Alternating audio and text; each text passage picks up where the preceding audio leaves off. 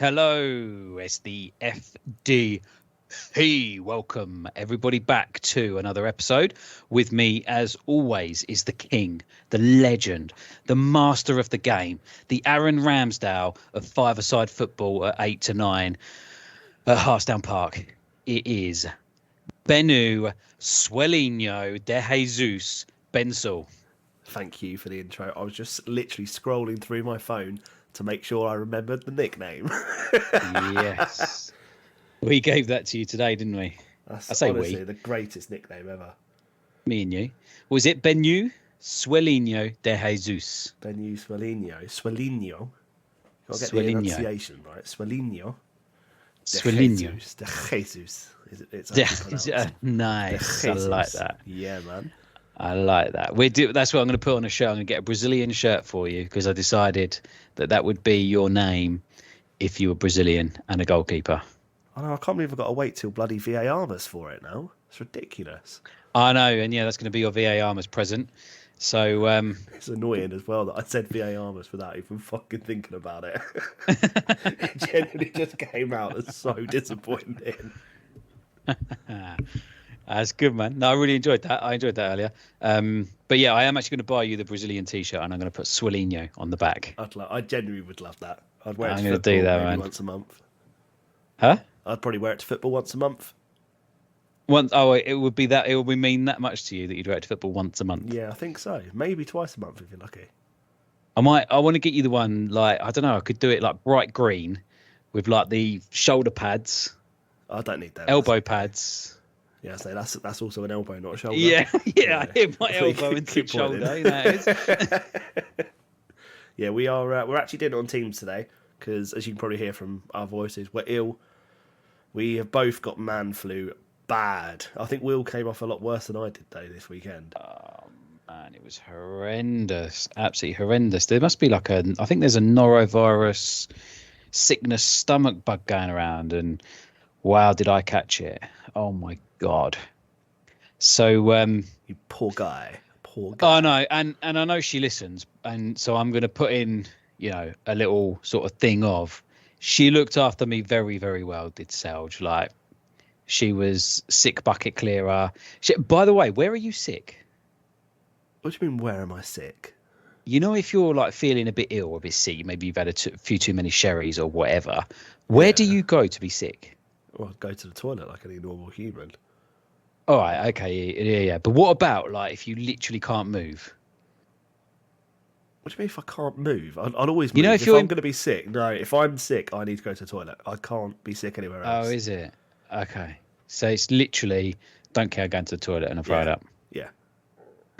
Okay. So I couldn't move. Like literally, I was. Was that bad? I didn't realise you were that yeah, bad. Mate. I couldn't move. Like Selge, mate. Right. She was saying to me, "Sit up, sit up." Because I had the bowl rested under my chin. By the way, it's like a salad bowl. So if you have salad around my house, be very careful. That's disgusting. I'm not going to yours in the summer for a barbecue. Do you want some salad? Well, obviously I'm not going to eat fucking salad anyway. But yeah, I was going to say, yeah. Look, who I'm talking to. We've got no worries there. Yeah, just give me like 4 burgers. You're like, I've got a really nice bowl for you. I'm like, shove it up your ass. Bowl full of cheese. Oh, I'll be tempted. But so where I was puking into this salad bowl, right? I'm there, and it's getting quite full. Oh, mate, I feel sick already. I think we need to just do like a health warning to the listeners today because this is absolutely grim. But my beard was like dropping in it. Oh, mate, you are disgusting. So Selge chucks tissue at me and goes, "Clean your beard up," like I was a cheap hooker. Like, clean yourself up and fuck off. Do you know what? After the way you just described it, I can't blame her. No, I think you're lucky she even did that, to be honest with you. I know. And apparently I'm a loud sicker as well. So, that's even worse. Hang on, a loud sicker? Yeah, apparently I puke very loud. I love that terminology. Yeah. I'm going to tell the lads at football tonight, do you know Will's a really loud sicker? And they're like, oh, yeah. Callum will be like, yeah, I know. I'm like, how do you know? Yeah. So yeah, I was laid up in bed all day Friday. We'd booked to go to the Lion King and couldn't do that. I had my sister's birthday yesterday meal, which I had to miss because I didn't want to pass it on to anyone.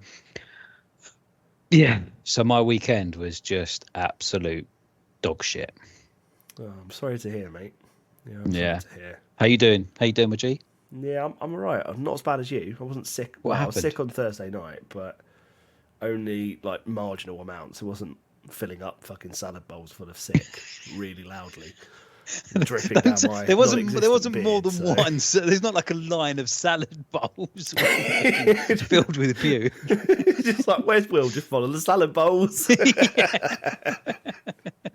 No, I wasn't anything as bad as you, but it kind of hit me sort of Monday night after football. I was feeling a bit crap. I just put it down to obviously playing in the rain and stuff. I was freezing cold or whatever. And I played Wednesday and I was okay. Well, I played Wednesday night as well. And it wasn't so bad. But when I got home sort of Wednesday night, I thought, God, I feel a bit rough. And then that whole night, I was just awful. Absolutely awful. And Thursday, I felt crap. And it was Thursday night, it really hit me more than anything, I think. Sort of Thursday afternoon for me. I just went in bed. I went to bed about 4:30, I think, 5 o'clock. And just dozed, watched bits of the Arsenal game as when I was awake. And then woke up Friday morning about 8:30. Wow. Yeah, you know what I'm like. I don't really sleep too often, so when I get that, I was like, oh my God, I must be ill. Yeah. Pretty much on death's door at that point. Pretty much, man. Yeah. Did you get up to much of the weekend, or was literally I went to another zoo this weekend. Went to a different zoo this weekend. Oh, nice. Yeah, we went to Whinging this weekend. Mate, Whinging is absolutely brilliant. Whinging is the best. Yeah, 100%. So many different animals. Where was your boomerang of like the giraffes? Oh, well, after the stick you gave me last week, I decided not to do that. Did you actually? No, I just didn't take any. I was still feeling crap. I was like, just feeling a bit. I was like a walking zombie. So I was going to say, don't let me giving you shit stop you from doing stuff, mate. As if that would probably encourage me to do it more. Just to keep true. To moan about, because you do like to have a whinge. But yeah, that's my week really. That's kind of it's been a bit rough, hasn't it? Much. It's been a bit rough. Could be the week of things that happen. What, this week? It could be. I mean, there's been a lot happening in the news, that's for sure. What happened? What's going on with your hands? You're never handsy. Well, it's because we're on Teams. That's why. We're on video. I feel like I have to express myself more. Yeah. I like it. I say I won't do any energy. I'll just sit here sounding like, oh, I don't feel well. I don't want to be on the podcast. Okay, so you just leave that for when you are well. Yeah, pretty much. Did you see the breaking news last week? The breaking news. Breaking news. Watford have sacked another manager. No way. Yeah. Also, breaking news.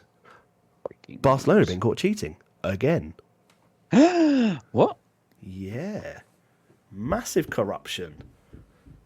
Massive. Do you know what? I knew this was going to happen. Scale corruption. But yeah, it was always going to be this way. Always going to be this way. Go on, tell the listeners what do you what's mean? happened. Hang on, what do you mean it was always going to be this way? Well, just when it comes from you, this sort of news is always going to be done. It's a done deal. This is what's happened. It's all illegitimate. It's all corruption. It's all blah blah blah blah blah blah blah. If it was Real Madrid, it would be like, well, we have to take a leveled approach to this sort of stuff. Absolutely, you do.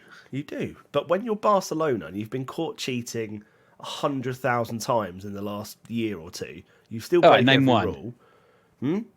Name one time they've cheated. The fact they were signing players when they were under a transfer embargo, and they're still signing players. They're signing players when they can't, because they just broke all the rules and didn't care. They're spending more money than they make, which is against financial fair play rules and La Liga rules, but they kept going. They kept signing all these players because they're just making shit up. They literally just make illegitimate companies up. Honestly, I hate them so much. But they've now been caught paying off referees since, I think it was 2003? 2001. 2001? That makes it even better. You're making sweeping statements here, and we know what we've said about sweeping statements in the past, because you've said that they You've said a lot of stuff there that could potentially land you in really hot water, man. It could. I just want to, at this note, all. distance myself from what Ben has said. If there's any financial I repercussions to be had, represent the Football Drop podcast wholly and wholeheartedly. But no, so they're basically yeah, all right. Sweeping statements, I admit. It just they just rile me up so much because there's always an excuse, there's always a reason. They're always doing some sort of underhand tactic, and it's all unravelling now. So they've been caught, was it £6 or £7 million worth of paying off? I can't remember if it's referees or like the head of the referees or something like that, paying into the companies that he runs or something.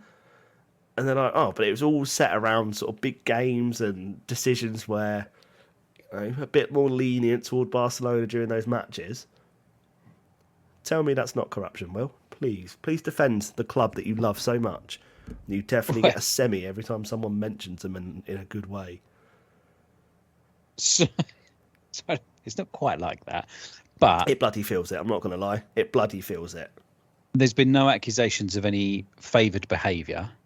There has been money going to an account linked to the vice head of referees in Spain for training purposes. Yeah, that normally happens. Absolutely legitimate. There's nothing ever been reported on other than maybe by Real Madrid supporters that there's actually been any wrongdoing. It's under questioning. Okay. So Now, the point is, if there is underhand tactics and there has been favourable decisions gone to Barcelona, 2006 UCL, then automatically Arsenal are Champions League winners. Yeah, we just let's just clarify that. And actually, if they are found not guilty, I think we should probably just do that anyway. But in all seriousness, I think that it does not look good for the previous Barcelona directors, presidents, or whatever they're called, who are being spoken to by investigators. Yes. So watch this space, watch it unfold. We'll probably post some updates. Well, I say I will definitely be posting any update I find across all of our socials that slate them in Barcelona. Any way possible. So basically, if it's against Barcelona, we know you've done it. And if it's for Barcelona, I've probably done it. Yeah, there's no probably, because you love Barcelona. I wouldn't say I love. Mate, I don't love them. Barcelona like I love Schalke or Werder Bremen. More. You love Barcelona more than them. Yeah, I said that. What else has been happening in the news this week then, Will? What have you seen?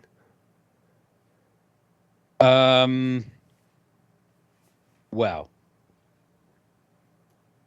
I'm pausing here. Did you watch anything different on Saturday night or Sunday morning? And this is why I was pausing. If you would have given me a second to link in, this is probably what you may have heard Saturday night. Oh, is it question? Yeah. That was me pretending to be a crowd. There was no match of the day commentators, was there? They pissed Gary Lineker off, didn't they? And then everybody then turned and went, mass walkout. You didn't hear nothing. Brilliant. They cancelled Final Score. They cancelled Football Focus. They cancelled Match of the Day as the format that it stands in, and just put in Premier League highlights. What a shit show! See, I didn't watch it just out of principle, but I know you did. Where do you stand on his comments? Okay, so I don't want to get too political here. I'm going to get political. Not our forte, but the issue that, as I see it, was that he said that the way the British government were talking was reminiscent of 1930s Germany. That's the issue, right? Yes. Listening to historians, people who are currently living in Germany and have an interest in that sort of rhetoric, they are telling me that that is the kind of language that was used in 1930s Germany. So he's technically factually correct. I think the issue, and I mean, I'm a bit of a geek when it comes to 1930s, 1940s Germany as well, to be honest. But so I could kind of see what he was saying, and I was like, oh yeah, okay, I see what he means. But the laws of the BBC, until, if we fast forward today, then maybe not. But the laws of the BBC then were you can't have a political view either side, unless, of course, you're the person running the BBC and you want to fund Boris Johnson hundreds of thousands of pounds to run for Prime Minister. Other than that's okay, but you can't talk about the government in any way. Yeah, it's just BBC corruption. Simple as that. They just make it up for themselves to however it's going to benefit them as an organisation. I think my viewpoint on his sort of comments is, I get he's quite outspoken. That's fair enough. You do what you want to do, sort of thing. But because he's not a direct employee of BBC, he's freelance. He's freelance, yeah. So they can't stop him doing anything. If they don't like it, all right, see you later. And that's what he's done. But obviously today it's now come out and they've said, oh, no, Gary Lineker's coming back now. He's going to, go back to his normal duties, blah, blah, blah. It's because they were screwed. Because they were absolutely screwed, because everyone was like, no, we're not doing it.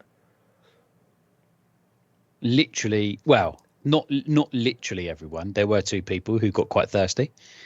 Yes, me and you. They did, didn't they, William? Yes, they did. Hey, if there's an opportunity, mate, I said to you, if Match of the Day call and say, do you boys want to host, what would you have said? I would have said, let me get back to you. I need to phone Will and get all excited and giddy like a little girl. And I would put it on mute, jumping up and down, probably shed a tear, start crying on Laura. I'm like, oh my God, it's happened. We finally got famous. And then get taken off air after about 20 minutes, because I've probably sworn 4 times accidentally. Yeah. And you've still got a bit of sick on your beard, so... Oh, mate, I'd have made it. I would have made it. Yeah, we would have found a way. But yeah, proves my point there. Thank you for that. Yeah, you're welcome. Yeah.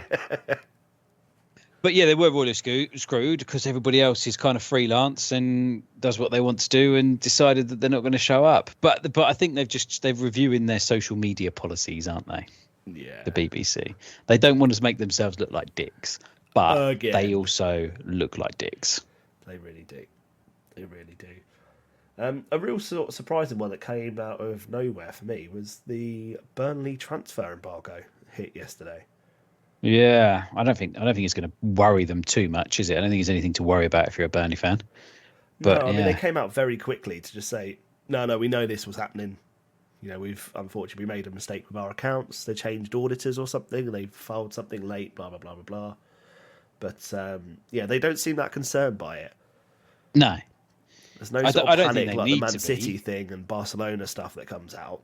There's no sort of panic or drama that seems to sort of unfold out of it. Just seems very, yeah, we know. Whoops, we cocked up. Well, it seems like a legitimate reason, doesn't it?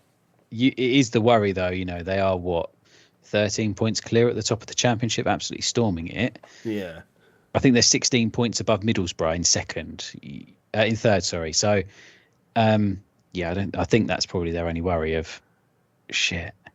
But I don't think there's anything to worry about personally. They'll get a 10-point deduction. They're still top. It's all good. Exactly, yeah. So, and a bit of a random one that I saw today, which was, I feel for the guy quite a lot, is over the weekend, the Bradford goalie. I don't know if you saw this clip at all. Yeah. The ball's come, obviously I think someone's done a missed pass or whatever, and he's just picked it up. But he's about 4 or 5 yards outside of the goalie area. Because did he get sent off? No, he just got a yellow because obviously common sense prevailed. It should be letter of the law. That's a red card, and I think that's what's caused that uproar. Why. But if you watch the clip, honestly, you could see his face is like, "Oh my God, what have I done?" Because you can see these lines almost clear as day from the rugby markings because they share a ground. You could see genuinely like, "Oh my God, what the hell." I don't know where I stand with it because that should be a red. but you should know your area. But it's not got a semicircle. He didn't see a semicircle within the edge of his box to say, well, that's where I am. So because he was stood next to it. Well, no, he's gone further ahead of that. That's what I mean. Yeah. No, he was next to the semicircle. But he should know where he is then. Exactly, yeah. But I do feel for him, because honestly, you could see his face was like, oh my God, this is going to be over YouTube for the next 30 years. Oh my God. Yeah. I'm going to be made a meme out of this for a long time. But I do feel for him. It was a funny one because he's gone past his solid white line of his sort of 6-yard box. Then he's gone outside the solid sort of other box. Yeah. And then there's it's quite a faint line, isn't it? It's not a solid line. Well, I don't know. It's clearer than what you normally think. It is clear. Yeah. But yeah, it's just what a bizarre thing to happen. Strange one, isn't it? Yeah. Really bizarre. But yeah, I just found that really funny. It's just a nice little clip to end the news on. Oh, ending. Is there anything else? Any more news? The news. Well, there's breaking news. Breaking news? Yeah. No, that's it. I ain't got anything else. Oh, okay, cool. Hi, guys. Make sure you're following us on Instagram, Facebook, and Twitter so you don't miss a thing. How could you? Instagram is at Football Drop Podcast. Twitter is at Football Drop Pod. Thanks, Will, for that. Or just search us on Facebook, Football Drop Podcast.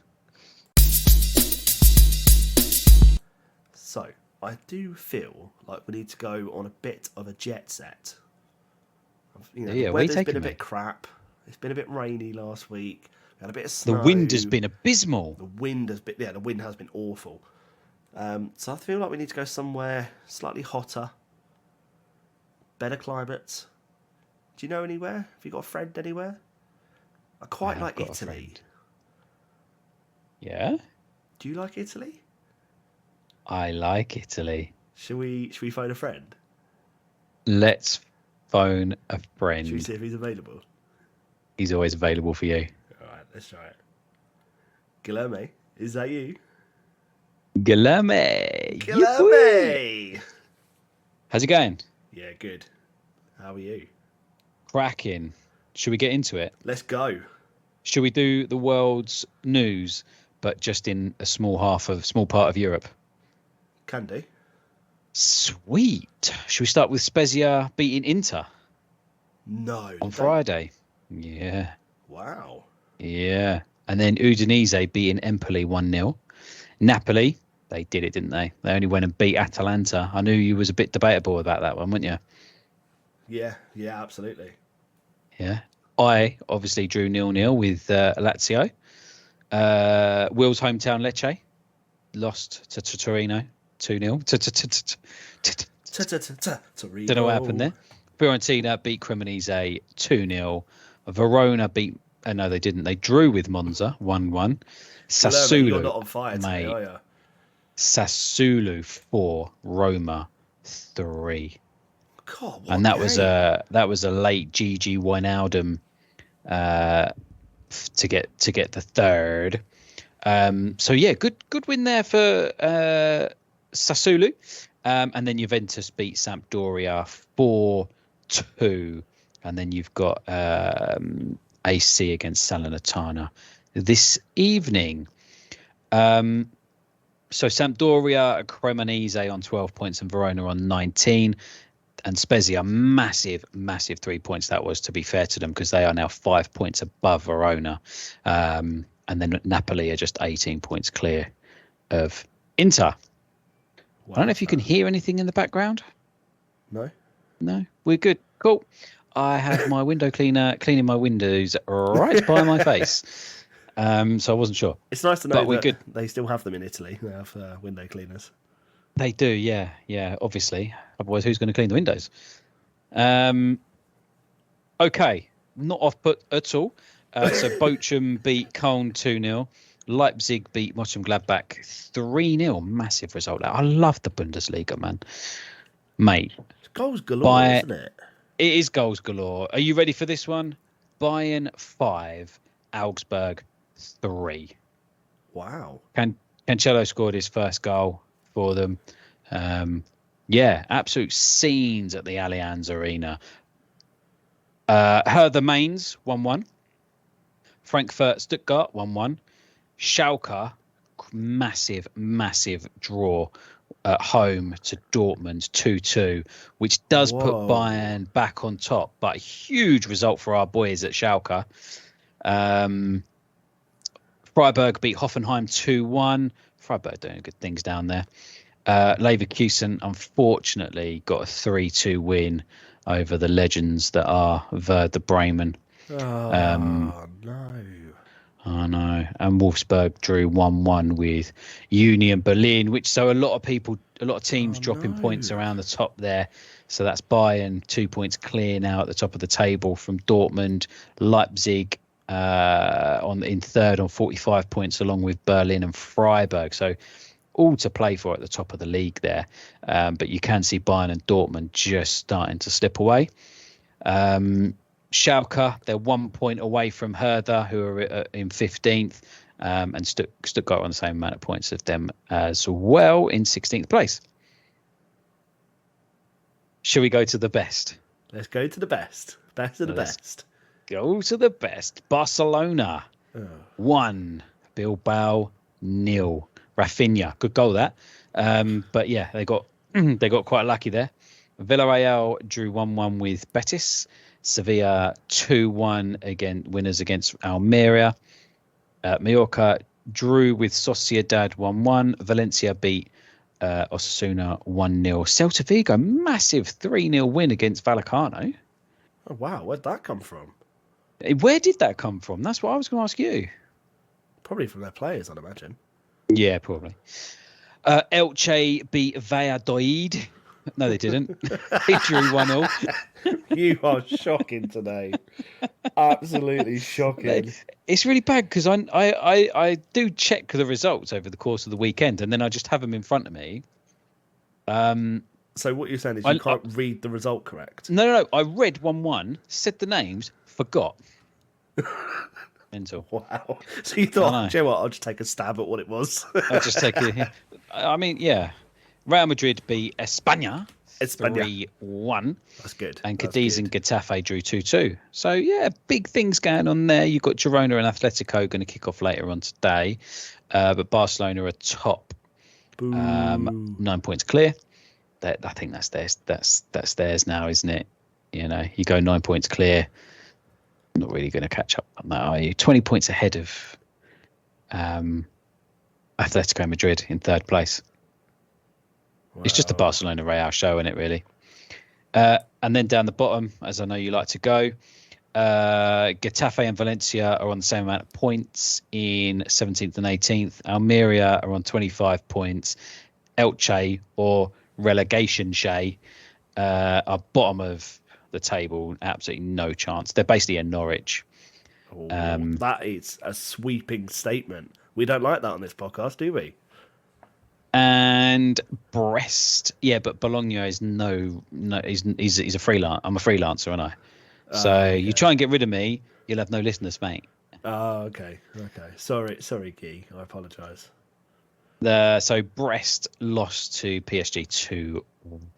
Mbappe with a 90-minute winner. Oh, it's disappointing. That. I thought Brest might nick something out of that and nab a point. Yeah, you thought Brest might knack a point and nib a point. Yep, I definitely did. What a shame. So we've got a bit of a special segment today. So I've been trying to get someone on. I guess not someone on. Someone to return back onto the podcast. He hasn't appeared since Series 2, but unfortunately he made a few sort of lame excuses that he couldn't come on. One that he was selling a bed and his friend's cousin's dog needed a van to drive it or something. But then the cat got stuck in a tree. He had to call the fire brigade, and it was just an absolute nightmare. But we finally actually got a Spurs fan on. So we have got Gavin Horton returning to the show. Welcome, mate. Hello, mate. Thank you. How are you? They're all absolute facts as well, those. There's no excuse there. I mean, it's actually something about your podcast. Every time you book me on, I'm ill. You are. I mean, you can just join the clan. Luckily, the man luckily you're on teams today. I know, the Otherwise, I man don't think I would trio. have been coming either. But yeah, so you're to blame. Yeah, I mean, I blame Will. I always blame Will for stuff. Yeah, why not? Fuck He it. looks happy to take the blame. He does. He takes it on the I chin. take it well. Just like he's sick. Loves it. But Yeah. no, thanks very much for having me back. No, my pleasure. It's been a long time. How have you been? Coming. How have you been? As a Spurs fan, No, as a person. We'll take away the As a Spurs fan person, for a minute yeah. or two. I think we had a conversation of probably, 3 weeks ago. I was fairly upbeat, saying, this and that. And ever since that conversation's happened, it's just gone downhill, really. I think it was after So- that conversation you were like, yeah, Joe, what? I will come on the podcast. Yeah, that's another thing. You always book me on after North London derbies as well. So I'm just like, absolutely not. Am I coming on today? Well, the worst was on Wednesday, obviously, when we got knocked out of the Champions League. I was in the Players' Lounge. That was not Was the you? place. Yeah, it was not the place for a proper fan to be in after that performance. I can So imagine.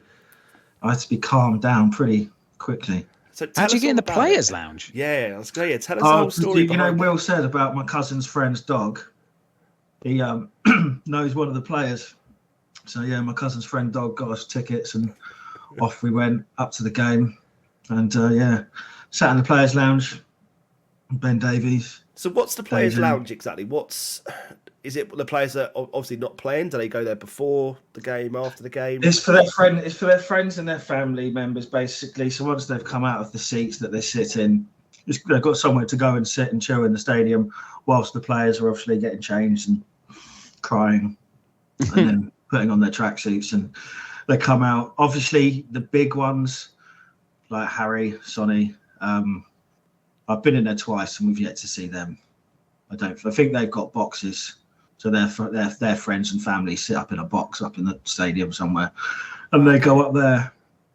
But no, met quite a few players. It is good. It's quite fun. It's nothing fancy though. It's a little lounge with a little fridge in and some snacks and a hot chocolate machine, basically. Great. And you got to experience, meet the though. players in the Players' A Lounge few. after the game. So after that game, They all went on home. Wednesday, it was saw Davinson, Sanchez, Kulusevski, Dan Zuma, who I feel really sorry for, he hasn't seen a blade of grass for months. Ben Davies, and then we actually on our way out bumped into Hugo Lloris. We made him open the door for us. Didn't realise who it was, obviously, until the door opened and he was standing there because he wasn't in any Spurs tracksuit or anything. He's obviously out injured. So, Wow.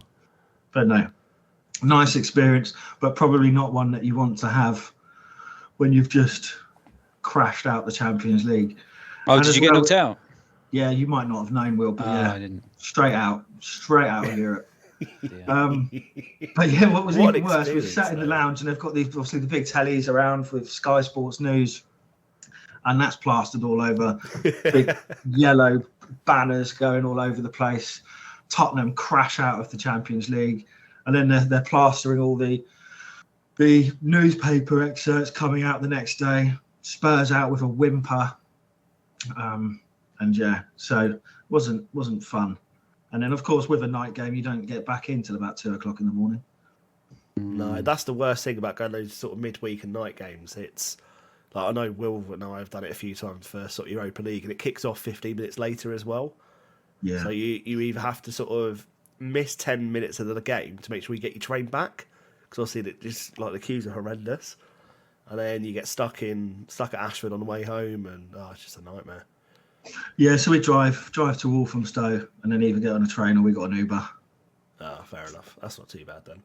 No. That's not too bad. What an experience, though. What an experience. Yeah, So I mean, it is very grateful to be able to go and do that. It was much better last time. We played West Ham, beat West Ham, and obviously everyone was smiling. But yeah, that was sort of rounded off a week at Spurs, which was you could tell the atmosphere in the stadium was not nice. It was one of those. I mean, you guys would have experienced it. You're not long out of your slumber at the end of the Wenger years and at the beginning of who did you have? Emery and then Arteta. Absolutely. At the beginning. So you know what it's like. A player misplaces a pass, like Xhaka. I mean, what did he have to go through every time he did something wrong, getting booed and whistled at? So that was the thing. Højbjerg did 2 misplaced passes, and you know you could just hear every single groan, every single fed-up fan. You know, sometimes you sit there and watch the telly, and you're just like, oh, for God's sake, a player that's made a silly mistake or something, and then you just, if you think you're in the stadium and there's 60,000 people all complaining about the same mistake, it's not nice. So what happens with Conte now then? Do you think he goes? He's got to. He has to. I don't think he wants to stay, does he? I don't know why he's still there. I mean, I've been sort of a Conte fan up to a certain point, and it's all very well when you're winning to be playing this sort of fairly negative football. But then if you look at the team and the squad we've got, it's perfectly capable to control games and be on the front foot and score goals. I mean, what does he want us to do? Go out and buy one of the world's best strikers? I mean, you've got one. Yeah. You've got one sat there, and Sonny would make pretty much any team, any squad in the Premier League better. Kulusevski. Because he's got the tools. He spent the money. He spent more money than you guys have, I think, since he's been in. And it looks like they've gone backwards. You played AC Milan, who are you listen to Italian journalists. I don't watch Italian football, but you listen to the Italian journalists on the radio, and they say this is a very poor AC Milan team, doing not a lot in the Italian league this season. And if I remember rightly, from where I could see it, I saw the goalie make one save, and that was in the 95th minute. And at that point, most people had gone. And the only ones that had just stayed so they could boo at the end.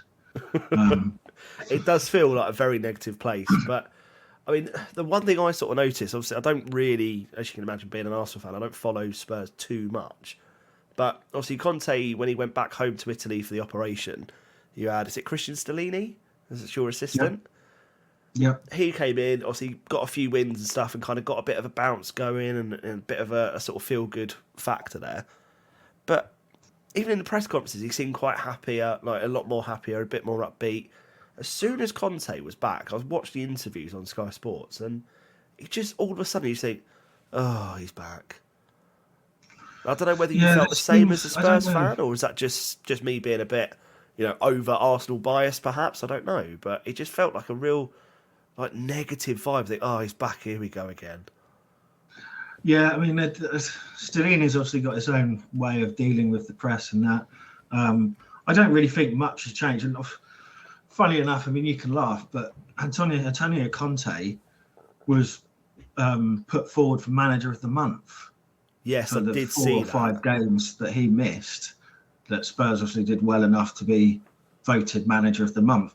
And I'm sure, he was at the front as well, as much at the front as he could have been sitting away in Italy on a Teams call. But I don't know. He's got a way of dealing with the press, and it all seems, obviously, there's the language barrier, but it seems like he can sort of, manipulate his words to always pinpoint blame elsewhere.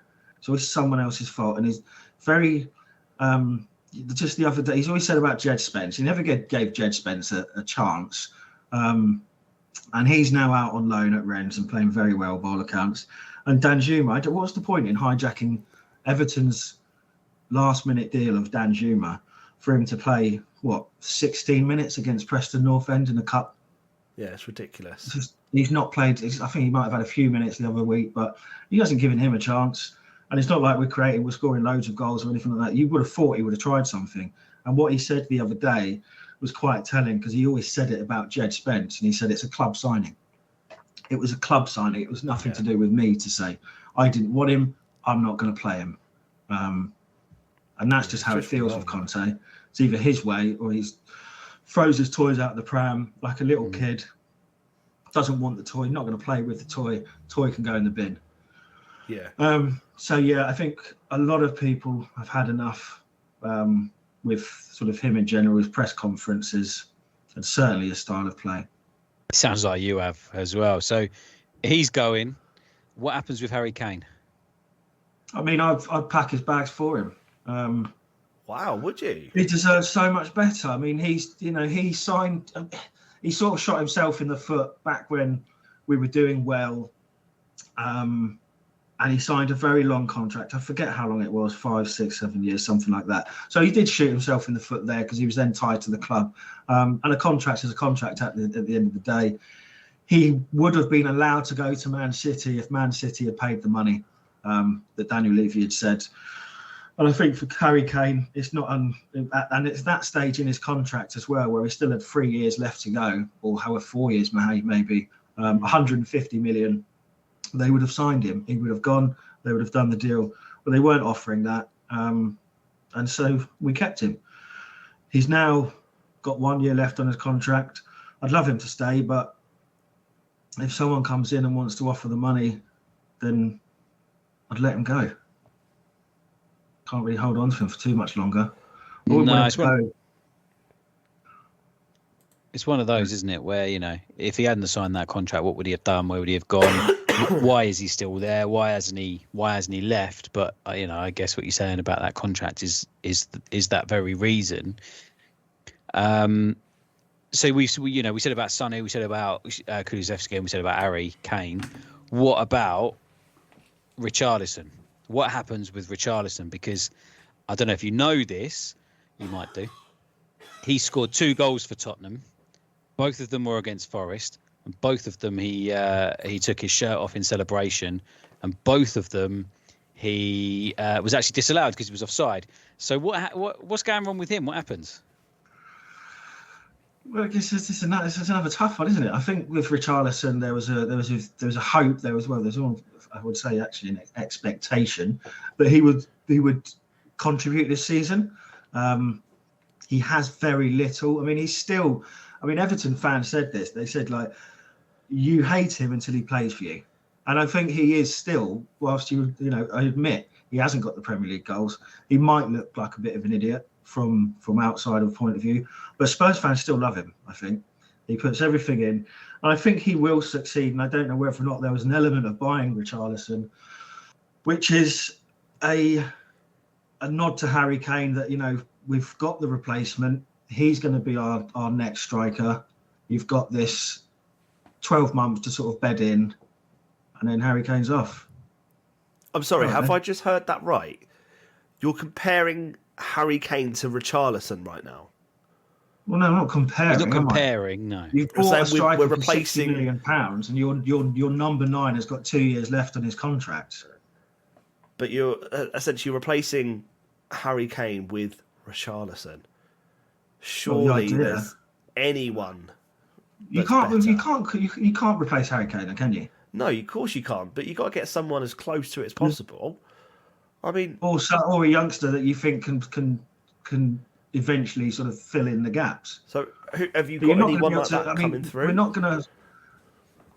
not going to be able to sort of demand the best striker in the world to come and replace Harry Kane. We haven't been able to get a striker to come and compete with Harry Kane. That's been Spurs' biggest problem for the last few years. You try and sign anyone as a striker to come to Tottenham, and they just look at the just like, well, I'm not really going to play, am I? As long as Harry Kane is fit, he will always play. Yeah. So any striker that would come to Tottenham would have to accept that they're going on the bench for the best part of every game, and that's tough to try and buy someone with that hanging around your neck. So, do you think? So, we'll say we're in the summer now. Harry Kane's gone. Conte's gone. First question is, do you think you'll play better without Harry Kane there? Because other people will, potentially step up to the plate and try and fill that void. Maybe it's spread more across the team. But secondly, who replaces Conte to get that going? I mean, they're just $1 million questions, aren't they? I can't. You've got a few names obviously thrown in the hat at the minute. Poch being one, Thomas Tuchel being another. You got the Tottenham fans like messaging Poch, Tottenham players, messaging Poch saying come back. I mean, yeah, I read the headline. I did read the headline. I mean, I'm not sure how true that is, but It is a tough one. You want someone like the problem that Tottenham have got at the minute. Daniel Levy, as much as I will stick up for Daniel Levy, and that might rile a load of Spurs fans, but I will stick up for Tottenham and for Daniel Levy for where Tottenham are as a club from where he picked them up in the 90s with Enick. Is obviously financially they're very stable. So that brand new stadium, the brand new training ground, etc. I know the trophies, but I'm sure they will come. You don't know the trophies. He does. He knows the Audi Cup. Sorry? The Audi Cup, yeah. Into Toto. Throwbacks. Good point. Yeah. Alan Nielsen heading in the goal against Leicester in the 90s. Cracking goal. I think it was the 93rd minute. You don't forget stuff like that as a Spurs fan. I bet you don't. I bet you don't. Don't know. It's we were going bust. We were going bust at the time. So a lot of Spurs fans obviously can't recall where they were at that point. But it wasn't a pretty place. We'd deducted a load of points for finance reasons and all sorts. So yeah, to see where they are now is a massive thing. And like I always say, there's 4 trophies up for grabs, and you've got the Man City, Man United, Arsenal, Chelsea, Liverpool. I don't really see anyone else winning any other trophies. It's a tough crowd. You can't win all the time. No, I appreciate that. But no, I don't know. I don't know who comes in and takes over. But like I said, the fans are now really going against Daniel Levy and Enick. So if he gets it wrong again, then it's done. Big trouble for them. So who would you like as a fan? What manager would you like in? Just you only. Doesn't matter who they would go for. Obviously, try and be a bit realistic. Can't be I want Guardiola to come in or whatever. But who would you want to come in, and who do you think would do a good job for you as a Spurs fan?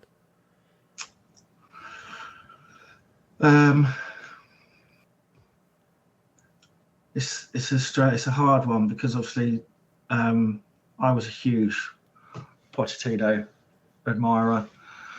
I'd love him to come back. I really would. But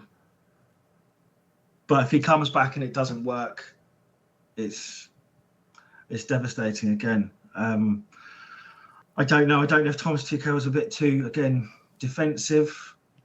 I know Chelsea fans would probably welcome him back right now, but at the time they were on his back. They weren't happy with the way they were playing, unless he wasn't short of funds, was he, to repair that squad. True. But he has done well wherever he's been. He did very well with Dortmund. He managed PSG quite well. I know they didn't win the Champions League, but no one's managed to do that with them yet. Isn't he? The only one to get there. So yeah, I think either one of those two.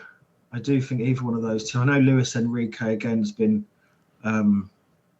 his name's been sort of thrown in the hat. But I don't know. I mean, he's not obviously managed in the Premier League, and I feel they need to try and get this one right, and try and at least have 2 or 3 years of playing decent football, challenging in the cups and the Premier League again, just to try and get some of the fans back on side. Fair enough. There was another question, I think, Will, that you wanted to ask, wasn't there? No, mate. We all done? Covered. Okay. So I'm going to make it a little bit more awkward for you then, Gav. Say that again? I'm going to make it a little bit awkward for you here. Okay. How impressed are you with Arsenal this season? Not awkward. / how annoyed? Very impressed. I didn't get to watch the game yesterday. I did play a bit of golf in the morning. Had a beer in the clubhouse afterwards, and it was on the telly, so I saw little bits and bobs of the first half. But no, you're playing the best football in the league by far.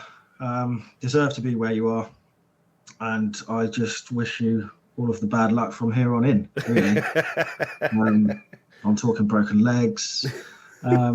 Just anything to derail your season. Because Man City at the minute, whilst they're still sort of clinging on, they are clinging on. Yeah, they are. This big juggernaut of the footballing greatness of Guardiola and Man City, and sort of getting a drab 1-0 with a penalty against Crystal Palace. Not that threatening, is it, for an Arsenal fan? It's not, but at the same time, I think Will and I were speaking about this off air just while we was obviously waiting for you to join. And like from my side, I'm quietly more and more confident, but I'm not getting carried away until mathematically we win, because we, as you rightly said, City have been there, they've done it for so many years now. Guardiola knows what he's doing when it comes to a league title. So and you're right, they are getting those sort of drab 1-0 wins and scraping by, but then again, so are we still. So yeah, I think that was it. I mean, because the games are now ticking on, and it was the first time I really sort of looked at the table for maybe a couple of weeks yesterday. But I think maybe when it was sort of 20 games played and you were sort of top of the league and maybe 8 points or something in it, and then it's come back down. But I mean, here we are, nearly 30 games played. Yeah, and you're still there. Yeah, and I am getting a bit scared. Kneel and pray of an evening. Just please don't let Tottenham have such a bad season and let them go on and win it. So yeah, I'm hoping Man City come strong, obviously, and it would be really nice if you came third in a 2-horse race, wouldn't it? Can you imagine? Yeah, I mean, Man United, title contenders, 16 points behind Arsenal. I'm really concerned. Barely enough games to claw that back. I mean, if Tottenham go on a little run, they're in trouble being caught by them. But wow, you've got Newcastle to worry about. Their shoulder too much. Yeah, Newcastle, I think they did well against Wolves. Wolves played well, I thought, in that game. They did play well. They did play well. I suppose that actually leads us quite nicely into the results over the weekend then, if you guys are up for going through them. Of course. Yeah. So the early kickoff, you never back the early kickoff, do you guys? Never back the early kickoff, especially as what is it if you win 9-0, the next time you play them, the chances are you're not going to win. It's the old adage, that, isn't it? You hear that everywhere you go. Everywhere you go. Yeah. Tottenham get battered. Yeah. But no, it was incredible. And some miss. I can't remember who I was talking to, but you don't really, it's not often you see someone miss the target from a penalty. You see keepers save penalties. But not that bad either. It looked miles away. That was the sort of thing Ben would do, isn't it? Tottenham supporters saying that. How many times has Harry Kane blasted it over the fucking bar? Once. But there's still one in orbit, isn't there, from the Euros? I think that's for England as well, so it don't count, does it? Yeah. You can take the player out of Spurs, but you can't take Spurs out of the player.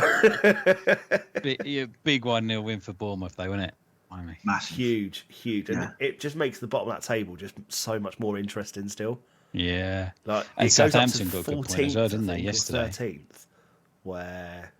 we're talking over each other now. Oh, sorry. What did you say? Sorry, this is the joy of teams. I can't hear sometimes. What did you say, mate? I said, and Southampton got a good draw yesterday, didn't they? They did, yeah, they did. And yeah, Casemiro, another red card. Red card, yeah. Four games now, isn't it? Mm-hmm. 4-game ban. So that's 2 red cards, is it? Yeah. Granit Casemiro. 4-game ban. Love it. I did see something. And they need him, really. They're not the same team without him, are they? Their win rate and that is not. But stats-wise, so once he comes back, he's going to have a run of 10 games where he's suspended for 7 of them, sent off in 2 of them, and the other one was a 7-0 loss. What a run of games for him. Wow. That's embarrassing, isn't it? Isn't it? And apparently he's never had a red card up until now. Up until this season. I can't believe that. I mean, it might be true, but I saw the way he played for Real Madrid. It was even worse. It was like the Sergio Ramos of the midfield. Just going around and decking anyone that came close. Yeah, not good. Everton beat Brentford, didn't they? 1-0 at the 3 o'clocks. That was a first-minute goal again, wasn't it? It was, another early goal. And then fuck all happened throughout the rest of the game, really.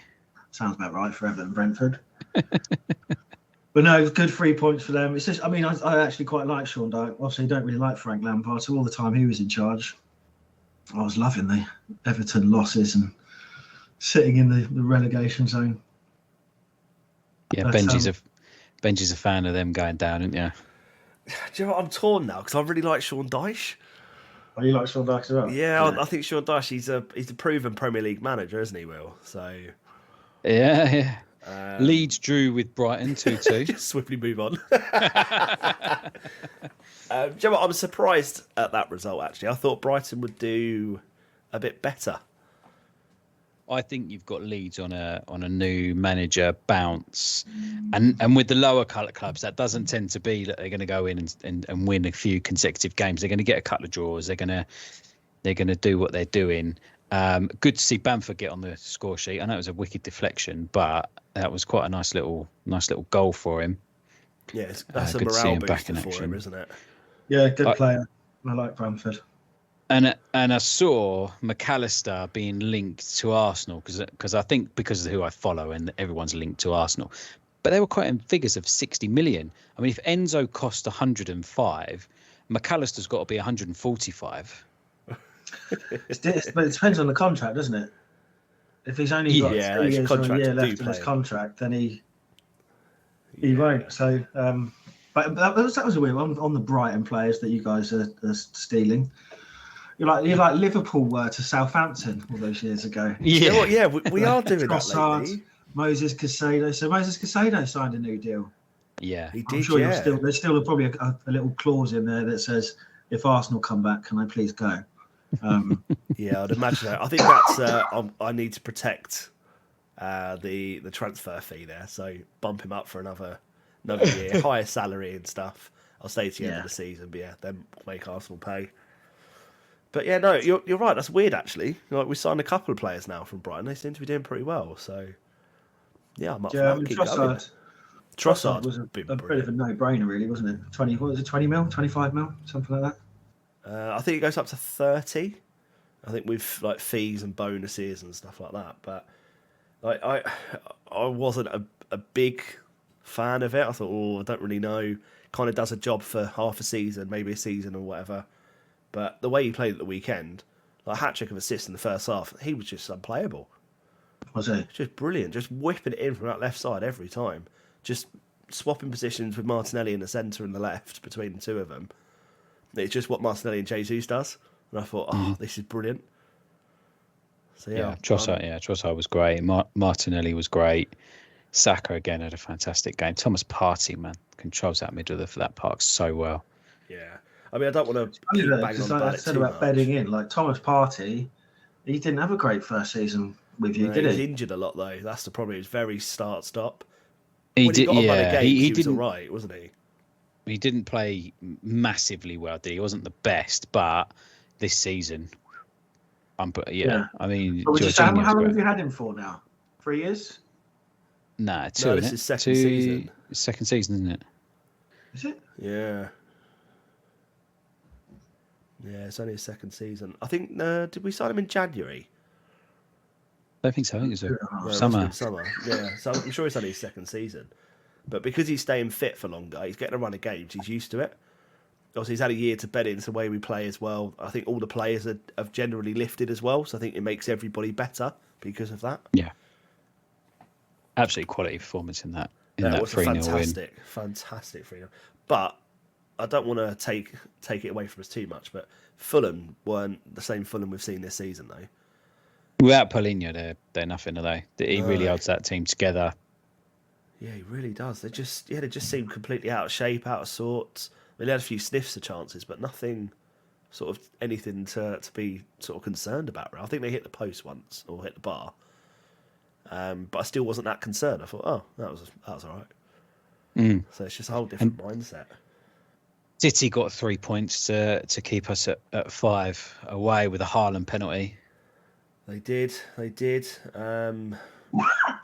Missed the target on a few occasions, didn't they? Had some good opportunities, but didn't convert. Yeah, I mean, as Gav said, they're holding in still. They are still scraping those wins together like you'd expect them to do. Everyone can't be sensational all season. Everyone has a bit of a blip, but they tend to have their blips where they still get at least a point or actually get the win. So they're doing all right. Yeah, you guys are winning the games that a year, 2 years, 3 years ago you'd lose. You would have struggled to Fulham away before, where you just literally swept them away. I mean, you're getting the points where, what was it, Bournemouth 2-0 down, 97th minute winner. Mm-hmm. Yeah, brilliant. Fantastic, wasn't it? Just so unfair. But no, so I can't. I look at the fixture list. You've got City to play, but you've got what have you got? Liverpool away. Yeah, City and Liverpool away. So it's only I just can't see you like you don't. You used to, even when you had Wenger, you had that soft spot for the teams lower down the league, when you get a bit roughed up, and you tend to sort of drop points. But I don't think you've got that in you this year. So it really is relying on the big teams trying to stop you. Have you got Chelsea to play? Yeah, we've got Chelsea. We have got a tricky run in. We've got Chelsea, Liverpool, still hope, Brighton, City. So there's definitely some games there, but we go in more confidently than we probably ever have done, apart from the Invincibles, to be honest. So yeah, it's looking good for us. It's looking good. Who's next for you? Palace. Is it Palace? Away. Yeah.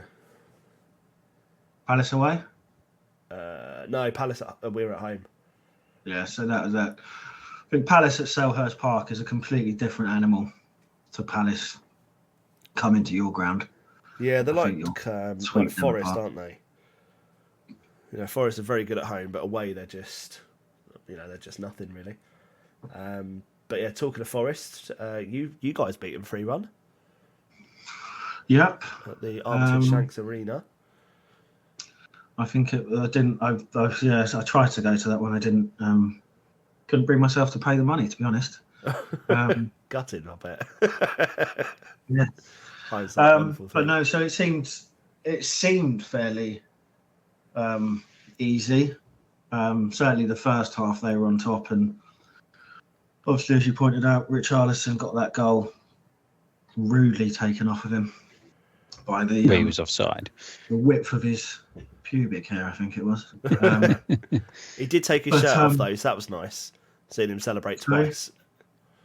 Sorry? He took his shirt off to celebrate though, so that's nice. He's done it twice this season. Yeah. Against Forest. So, well, you want to get something out of it, don't you? If you don't get a goal, get a yellow card. Because then you've got something to take home. Absolutely, yeah, absolutely. It's a great record for him. But no, by all accounts, you guys looked actually a little bit better. A little bit better, but we could have still, thrown it away. Fraser Forster saved the penalty at the end there. Mm-hmm. So good save that. He made a couple of good saves actually. Well, this is exactly it. We got that 3-0 and we should have pushed on and really put the game to bed. And if it wasn't for the goalkeeper at home to Nottingham Forest, who have scored 4 goals away from home all season, it could have been a lot worse. Mm-hmm. And it's just, something's got to change there, and I think it will be the manager. And I'm not sure if no one comes to give Harry Kane, if no one pays the money that Levy wants for Harry Kane, he will end up staying there because Levy won't sell him. And then he can go for free in the summer. I think he'll stay another season. Just if I think he'll get a move to like United or Chelsea, to be honest. I think that's best for him. He'll still get the goals. I don't think he'll move abroad. He wants to get that Premier League goal scoring record. I think he's kind of. I mean, it's obviously a big thing, but I think he's probably just like, I'm not going to win anything here, so I either move or I just go for my own records, potentially. Yeah. I don't think he comes across that way, but I think that would have definitely crossed his mind. So you never know, but I think he could do a good job at Chelsea, who actually beat Leicester 3-1. Yep. Yeah. But I think that was more because Leicester were shit than Chelsea were good. Yeah. Not gonna lie. Yeah, probably. But they still, he's still got to score. The fact that they've not scored basically any goals this season, or since Potter came along, that's got to be a bit of a booster for them. So fair play to them. Yeah, a couple of wins back to back now. Chelsea, it's got to be just a matter of time, surely, isn't it? When you've got that much talent Oh, Surely it's just a absolutely. matter of time until they start clicking. Yeah, it's got to be. But yeah, by all sooner accounts, rather than Leicester later. were poor, very poor. And I saw the highlights, but I mean, correct me if I was wrong, but I didn't think that was a red card. No, I didn't know what he was sent off for. Yeah, he I sort still of don't really know. he went to do a block, and the Chelsea player sort of kicked him. From what I Yeah. saw, it seemed bizarre. But it seems bizarre that you can make a mistake, can't you? But then when it goes to VAR and you have a look at it, and then you're just like, that is a red card. Or Yeah, it seemed really bizarre. I didn't think it was a red card. I thought it was harsh. Joe Hughes, But so that did didn't help Leicester. Joe Hughes, I think, did what was a red card. Casemiro, his was 100% a red card. Yeah, we just spoke about that. Yeah, I know. Yeah. I'm just saying, his definitely was a red card though. And then Cool, there yeah, you great. go. I think I've just seen a notification actually to come in to say Man United are going to challenge it. I think. No, come on. Oh no, sorry, will not appeal. Man United will not appeal. That's what you get when you're trying to multitask, eh? Yeah. And then West Ham Villa, I think, was the last game that we've not covered yet. 1-1. Bit of a. And I mean, I did get that right on the predictions, which was quite nice actually, wasn't it, Will? That was your two. You won by 2 points in the predictions cup this week, and that was the reason why. Otherwise, I was a point ahead. Clawing back slowly. I don't know whether there's enough time, but I will get there. I will get there.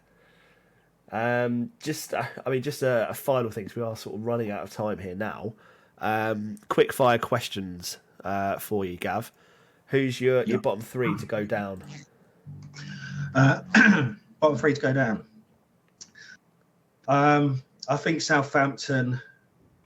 I think Bournemouth. And just my heart will take over on this one. West Ham. Ooh, okay. And do you think Tottenham will get top four? I think they might sneak it. I don't know, but part of me doesn't really care. I feel like that. So at this point in time, as a Spurs fan, I just feel like the season's over. I don't really care. I just want to get to the summer, have a rebuild, new manager, and go again.